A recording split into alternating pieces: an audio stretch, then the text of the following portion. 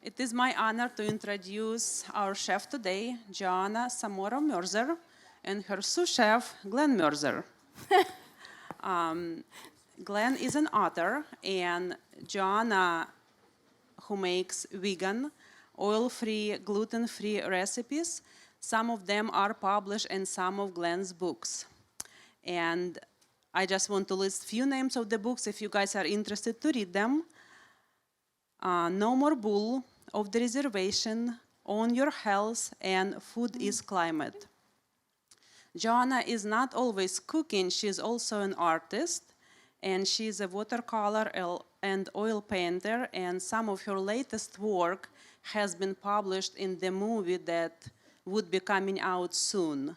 The name of the movie is Buddhist Blues, and if you guys are interested to watch the trailer and to be on the list, to be notified when the movie is coming out, you can go to the website www.buddhistblues.com, and you can probably put your email, or Glen can talk more about it later on. Today, Joanna will be talking about how to make sunflower seed pate on baked polenta.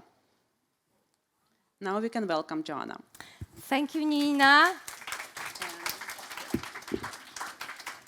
Welcome, everyone. Thank you very much for coming here. I wanted to say you at some point will have a chance to taste the samples of my recipe, and special thanks will go to two dedicated ladies, Marcy and Ladon, who were working very hard yesterday preparing the samples. So we have a very limited amount of time, just half an hour, and I will try to do everything, fast. And if we are finished with time, I still will be around today till 5 o'clock. So if you have any questions, you can always come and ask questions. I'll be happy to answer. The recipe that I will be showing today is based on my original polenta recipes that I created about 16 years ago. At that time, in 2010, I created my very first polentas with different ingredients. I would make cultured almond cheese or cultured cashew cheese, and it would be either plain or with herbs. And the polentas are sliced, smothered with tomato sauce and baked. And then, as they cool a little bit, they are decorated. And you can follow your heart and decorate it in many different ways. So my original was decorated with that cheese, almond or cashew cheese that I would make, and it was full of probiotics, a slice of fresh basil, a slice of the grilled, marinated and grilled portobello mushroom. I loved using sun-dried olives, sun-dried black olives, and they would be sliced in tiny, thin rings, and that would look so cute on the polenta slice with the other toppings, and a little thin strip of marinated red pepper. So I remember when I brought those first polentas so long ago, back in 2010 in California, people liked it, and they started making similar polentas on their own, and some of them would call them mini polenta pizzas. I just just call it polenta because it's just easier. So let's start now. You will be preparing everything in steps. You want to use the raw sunflower seeds and toast them yourself, because those that are bought in a store that are toasted are not going to be that flavorful. If you toast them, there is this wonderful aroma that will add to the flavor of this sunflower pate. And you want to toast them to the gentle golden color. That's when you will feel that aroma is being released as you are toasting it on the pan. I already did it a day in advance because we have this limited amount of time. But so they are ready, and the next step for it will be grounding it in the food processor. So let's start with this.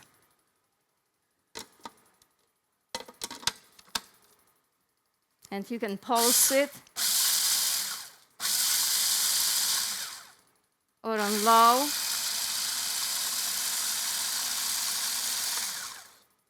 A little bit more.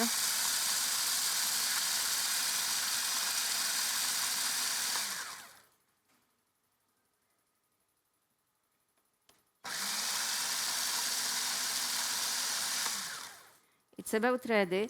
Now there is the time when the sous chef is becoming handy. My husband, Glen Merzer, who is a writer, but he helps me at home. Full disclosure, I'm not just a sous chef, I'm also the sous spouse.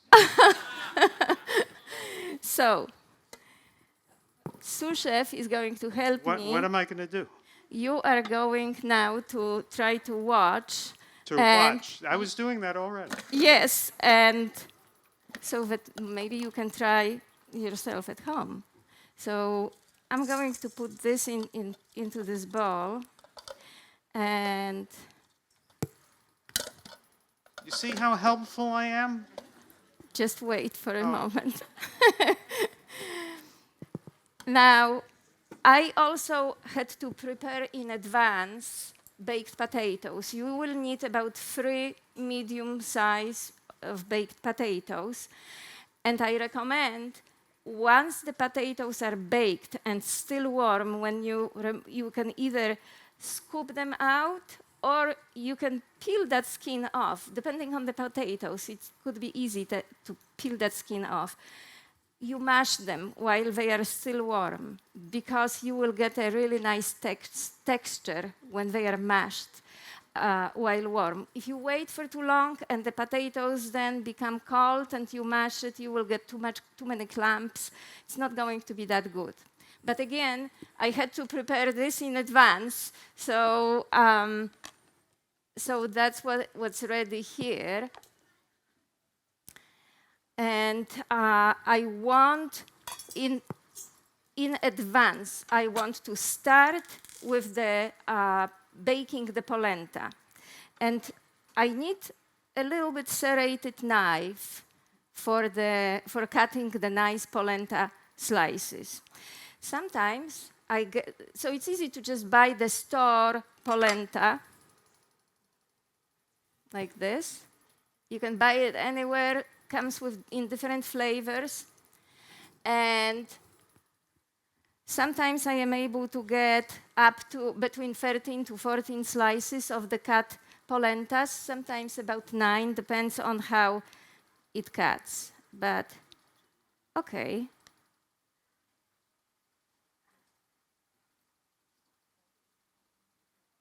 And what you want to do, once you cut the slices, you want to arrange everything on a baking sheet. And I never use oil in baking, in cooking. I avoid it. And for those of you who don't want to use the oil, I recommend using the parchment paper. And, this way. And when you use the parchment paper, you don't have to use the oil. And so today I'm going to be putting the parchment paper on the baking sheet.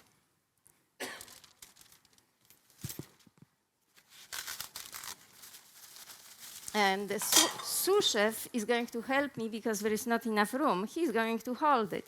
Maybe you can even come on this side. Thank you. And let's use the piece of that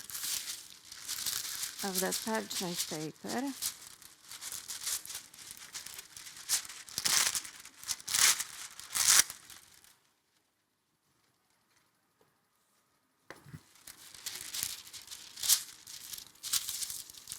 All right, so let's let the camera catch this so people can see. And now, a little bit lower, please.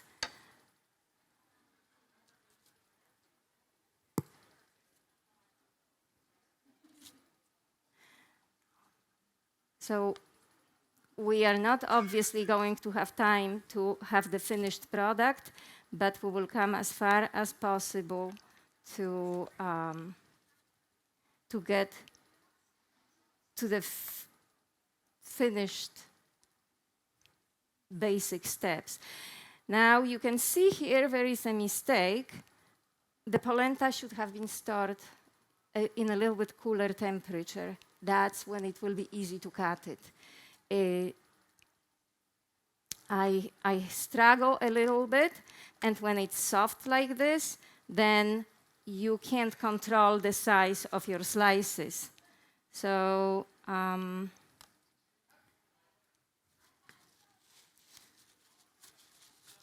so now you want to put that tomato sauce on the polentas.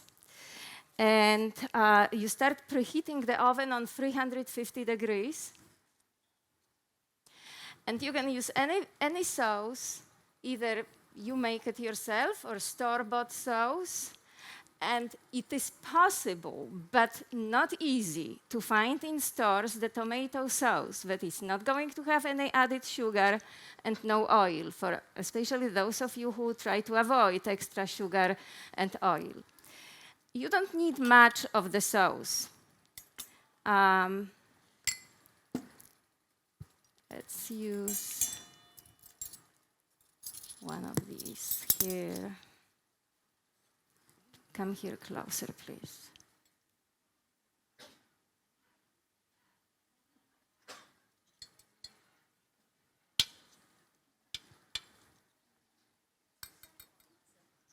Well, maybe turn it around a little bit this way and closer to that jar. We have, okay. Now I have to tell you something about those store-bought sauces. Some of them sometimes can be very thick and very sour. So I have a trick. I take an unsweetened, plain, original almond milk or an unsweetened soy milk. And I dilute it with that tomato sauce. And you could add, if you want to it, some extra, let's say, garlic powder or some dried herbs to make it more flavorful. Mix it and then spread that sauce. So now this is going to go to the oven that was already preheated on 350 degrees. And it will bake between 20 to 30 minutes. Depends on how, it also depends on how your oven bakes, because the ovens are different. In one oven, you can burn it. The other oven, start watching it at 15 minutes, because it might be ready. So we can put it away somewhere now. Okay. So the next step will be sauteing the onion. We have the equivalent of somewhere around 1 2/3 of a cup of the chopped onion, yellow onion or white.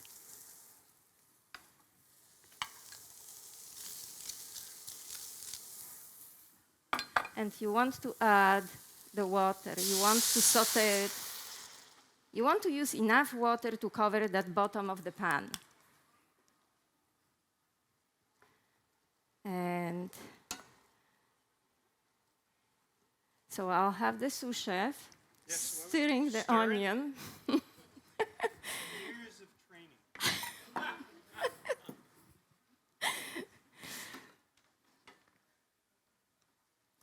You will need a little bit, about 2 tablespoons of the balsamic vinegar, like red wine. I have here the sherry wine vinegar.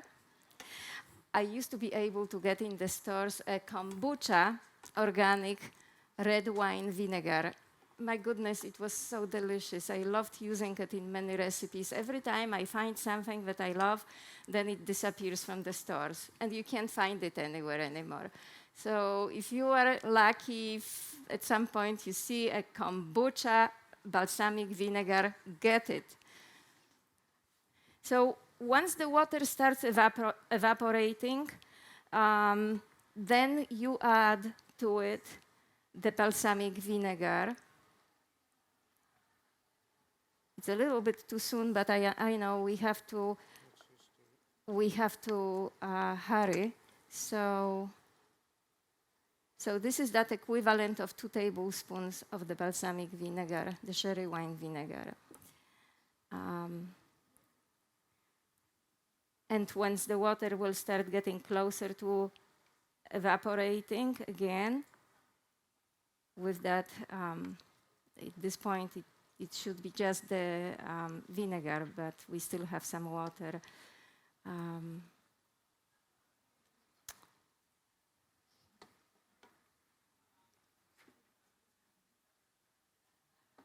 Now we are going to add gradually the other ingredients. I love using parsnips. So these are chopped parsnips. They are flavorful, and they add a nice taste to your cooked or baked foods. Here is the chopped celery. So about 1 root of parsnip, 1 stalk of celery, and 1 carrot chopped. So I'm going to add everything here, and you stir it, please. Yes. Now, if as you're making these at home, you need help with stirring, I am available. Just give him a call.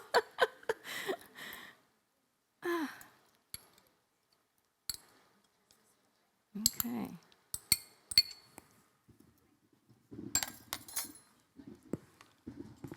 And I'm adding the celery.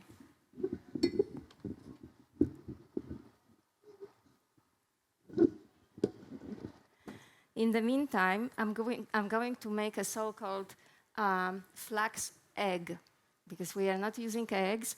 And in this recipe, you might notice I'm not using baking soda or baking powder. Some people are sensitive to it. I don't like to use baking powder or baking soda, so there is none of it. The flax egg, so you have about 3 tablespoons of the flax meal. You can use more if you wish. This is going to be that binder in your pate. So I put it here, and you add twice much of water. And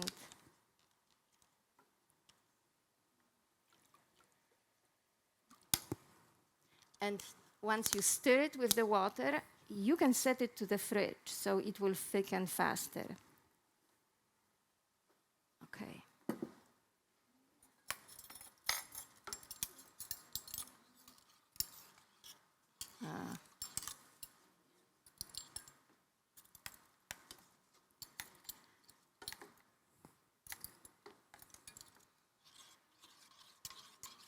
It's already thickening gently. And you can prepare it right at the start of your food preparation. You don't have to wait. So we'll wait with this a moment. So now we can add the other ingredients. I have here the baking powder. I'm sorry, not the baking powder, the powdered garlic. They look similar. Easy to confuse. So I'm putting the garlic powder here. Please keep stirring. I have here mixed a little bit of the salt and ground white pepper. A ground white pepper is very aromatic. It's nice to use too. So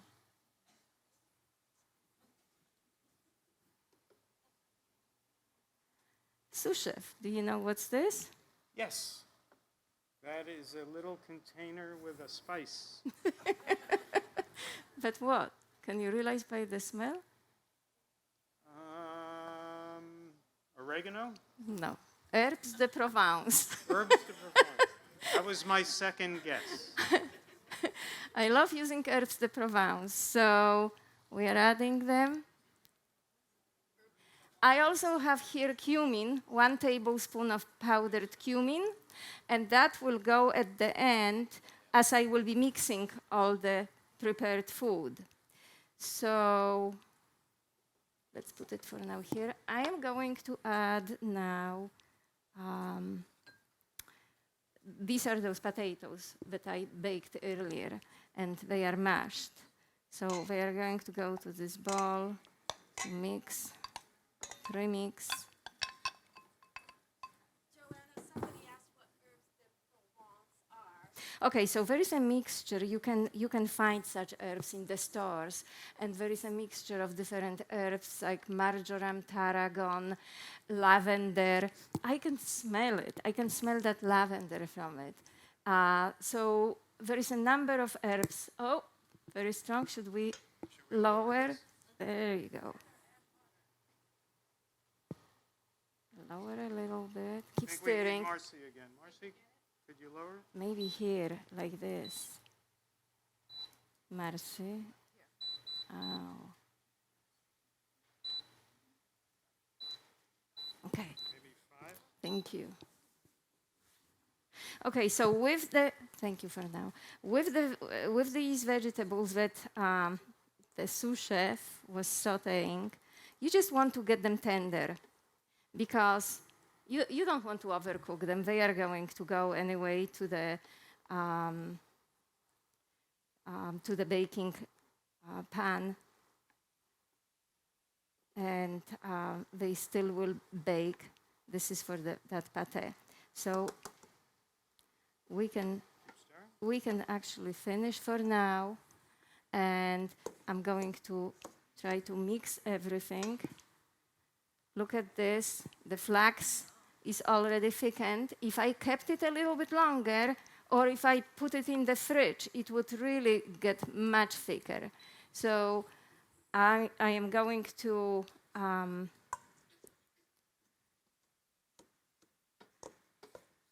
add that flaxseed, flax meal. Okay. And I will take these now. We can turn this off. This should cool, but we don't have time. So I'm going to add this hot here because there is no time to wait for it to cool. And You want to check that this is off? All I did is I hit that. Yeah. I think we're done. can you smell it from here? I'll just walk around and can you smell it? There you go. Joanna, Yes. tell them that when they get the samples, we used Italian seasoning rather than the Okay, Marcy just said that when they were making the samples, they didn't use the herbs de Provence. Instead, they used the Italian herbs. So you know, if you don't have an access to the herbs de Provence, you know, you can use any herbs you desire. Okay.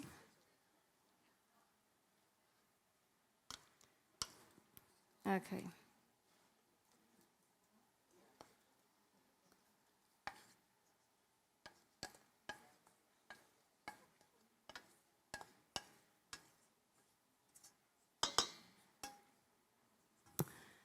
This wasn't hot. Yeah, so I can set it here. So now I'm going to mix it, and at the very end, I will add the cumin powder. Now, please be aware when you get the samples, just out of fairness, you should know I was not involved in stirring them.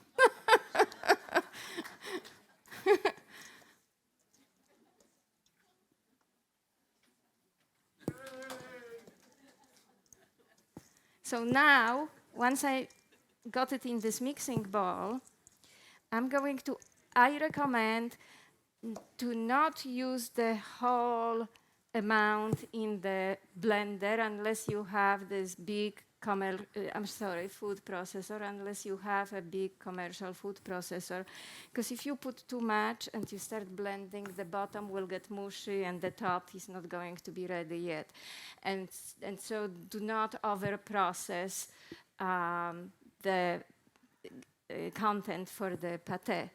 It will get too mushy. You just want to process it a little bit and then let it go.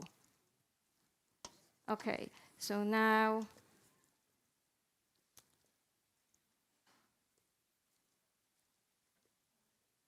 maybe you will be able to see. Can you see on the camera? Okay, so that's how it looks when it's stirred, and now it's a little bit cooler. Yes, thank you. Well, I'll put a little bit and process it, and you will see the texture.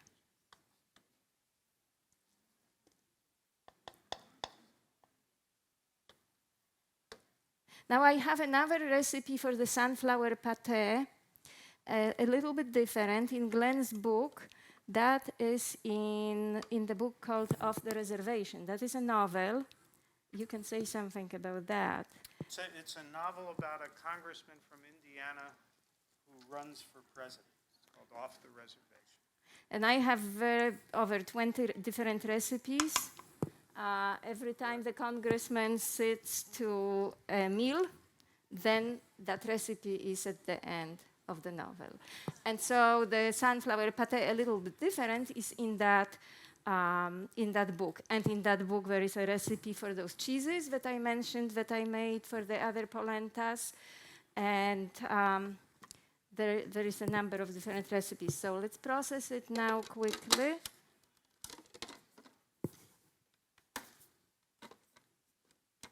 Okay.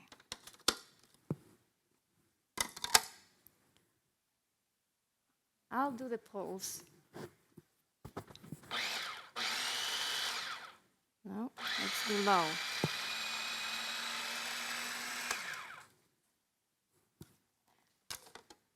I would like to mix it a little bit there, gently. Okay.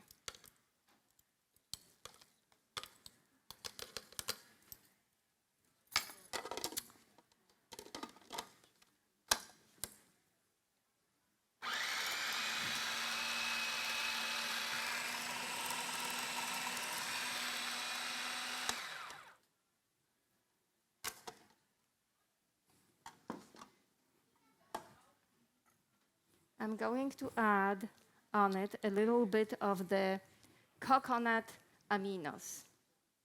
Great flavor. Yes, coconut aminos. It is are you familiar with Bragg's aminos? Or it's like a soy sauce, but it's a very mild form, and it has a delicate flavor, and yet it's very nutritious. It's made from the sap of coconuts. So I will add that for a little bit of the flavor.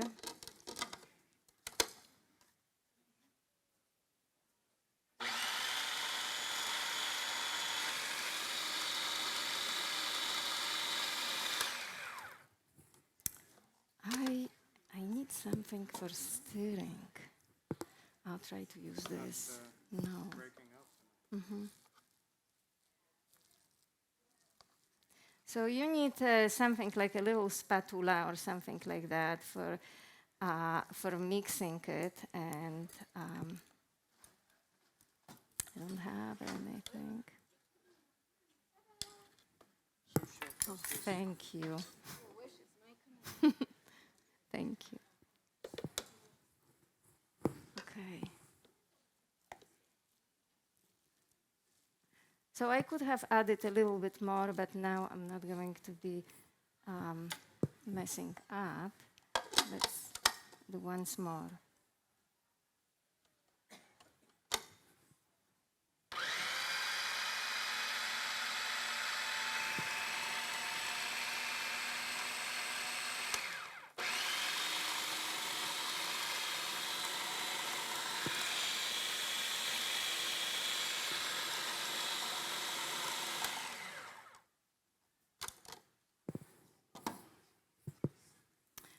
Okay, can you see on the video? Okay. You want me to bring in the polentas? No. Okay.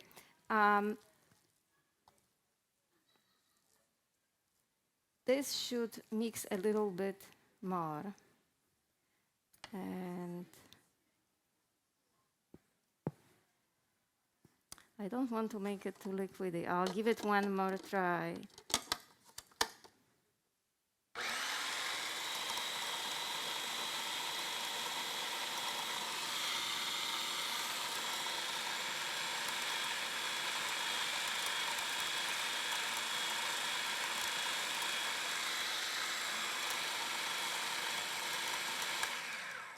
Okay. Now you need to prepare the baking dish, a loaf pan about this size, and I'm going to line it with the parchment paper. Again, so I don't have to brush it with any oil. And I use generously the baking parchment paper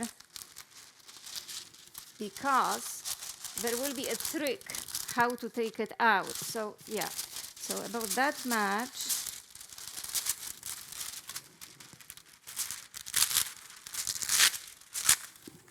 Hold it, please. All right. Can you see what I'm doing? Yeah. Okay.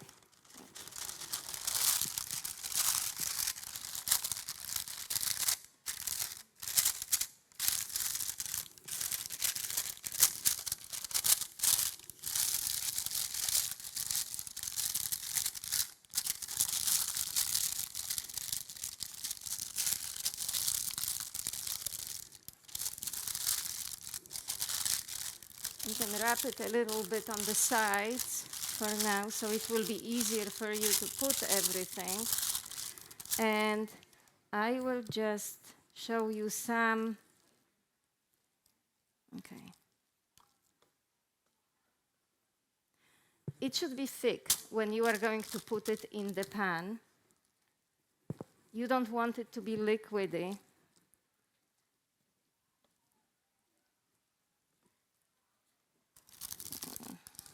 Thank you. Okay.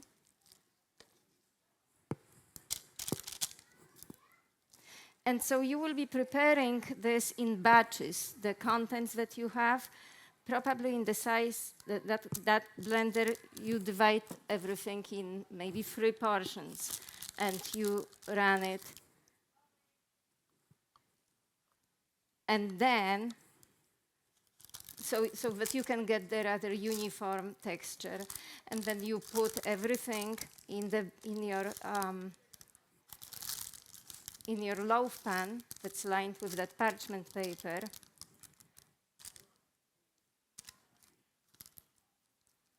I'm a little bit too scared to use the silicone mats and silicone forms.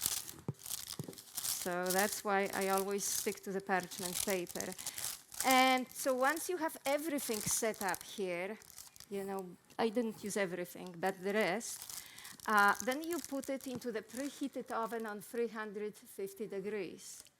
And again, depending on your oven, it may bake even 45 minutes if your oven is burning. I put it in the recipe there between 50 and 60 minutes. So some ovens will take, like mine will, the regular oven when I use it takes 60 minutes. But sometimes when I make a small loaf and I bake it in, I have this Breville toaster oven, a little one, and I love using that when I bake it there. So that is going to cook faster. So I recommend that around 45 minutes you start checking. If it should be on the surface nice, golden, lightly brown, but if you see that it's getting, a little bit darker, take it out. And there is a trick now. When you take it out, let it sit for about 15, 20 minutes, because it will keep firming up. And you don't want it to sit in that baking loaf dish, because the moisture will start, we will get condensation of the moisture under that paper. And then when you will try to pull it like this, the paper could break underneath. So that's why I let it sit for 15 minutes, 20 minutes, so I don't burn myself. But then, when it's ready to take out on a hard surface, I prepare the hard surface for it, or like a large rectangular plate that's heat resistant, and I take it by these longer sides and take it out, put it for the further cooling. Don't try to pull the paper off the edges, because you will ruin those burnt edges. Let it sit like this, cover with the kitchen towel for an hour or so. Within half an hour, as it is cooling, it will start on its own nicely separating. And it will get off these edges. You don't have to pull anything. And if you are very eager to try it, once it's still like lukewarm, you won't be able to cut those thin slices, rather thick. You need to wait. What I do, then when it's cool enough, I wrap it in that paper and put it to the refrigerator. And I sometimes leave it overnight in the fridge, or for at least a few hours. And then it's so easy to cut those beautiful thin slices with a serrated knife. Now you have to figure out which of your knives will work best. And so once you have these ready, and so you can make it in advance a day earlier, this will keep in the fridge for 6 to 7 days very easily. And I just realized, when I was mixing all the ingredients here, I forgot one: nutritional yeast. So you use half a cup of the nutritional yeast and you mix everything. Because the key to the flavor is not only in the herbs, it's not only in the toasted sunflower seeds, but also the nutritional yeast. So mea culpa.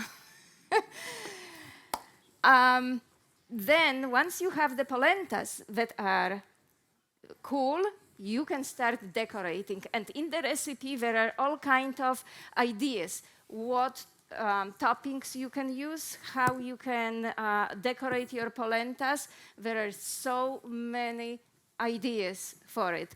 And also, when you make that pate, you don't have to serve it on the polenta only. There are many different ways how you can do it. I mentioned in the recipe about the colored greens that could be done macerated. You cut off a little bit of that ridge on the big colored leaf, and you bruise it a little bit with the wooden side of the knife, and then you let it marinate in whatever marinade you choose to use for at least half an hour. You can leave it for a few hours. And this is a typical thing to do in the raw food. In this case, some of your food can be raw and some will be cooked, like that pate. And so you can wrap it. You can make wraps from those macerated collard greens. You can use in the unfried spring rolls, those paper, so-called rice paper spring rolls you can roll.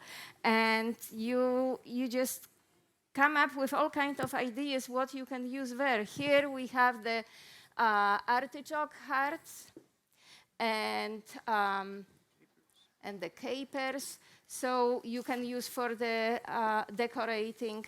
You can use sun-dried tomatoes. They will be delicious too. Marinated olives or sun-dried olives. You can grill peppers and then slice them. You can use marinated peppers. There are so many different ways of making this food. So that's all. I hope you will have a chance to try those samples. When will the samples be given? Right now.